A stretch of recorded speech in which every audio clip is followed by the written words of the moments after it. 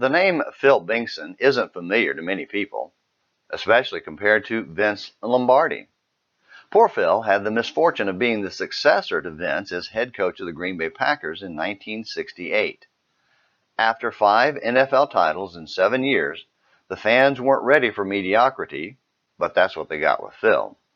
Many organizations that are led to great success by a dynamic, powerful leader lose their hold on that success under new leaders. It happens to businesses, sports teams, governments, and yes, even churches. Often churches will grow in number under the leadership of a dynamic preacher and then struggle greatly under his successor. One glaring exception to that is the case of Moses and Joshua. When it came time for Moses to die and turn over the leadership of God's people to another man, God's chosen replacement was already in place. We all know the story of Moses holding up his arms while Israel fought Amalek.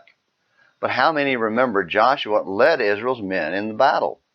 He was their first battle leader, Exodus 17, verse 19. We all know about Moses going up on Mount Sinai to receive the law from God. But do we remember that Joshua was there with Moses, Exodus 24, verse 13? We all know about the 12 spies who scouted the promised land and said, "We can't take it." But do we remember that Joshua was one of the 2 spies who said, "We could take the land," and stood for God, Numbers 14, verses 6 through 9. It was clear Joshua was prepared to lead, and the nation was ready for him to lead them across the Jordan into the promised land.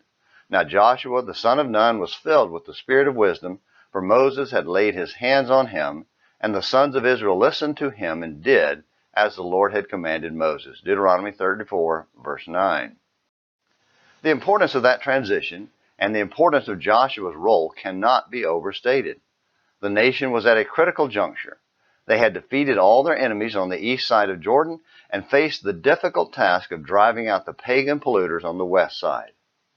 Under the wrong leader, it could have been a disaster, but under Joshua, it was a complete success.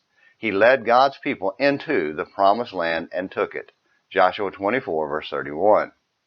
Joshua was the great leader Israel needed, just like his namesake, Jesus, who now leads spiritual Israel into heaven itself. Hebrews 10, verses 19 and 20. The question is, will you follow Jesus into the ultimate promised land, eternity in heaven itself? Please do. And let me know if you need further study to learn the way. One way, of course, is to keep coming back to Morning Minutes in the Bible. Until tomorrow, this is James McClenny hoping you have a great day.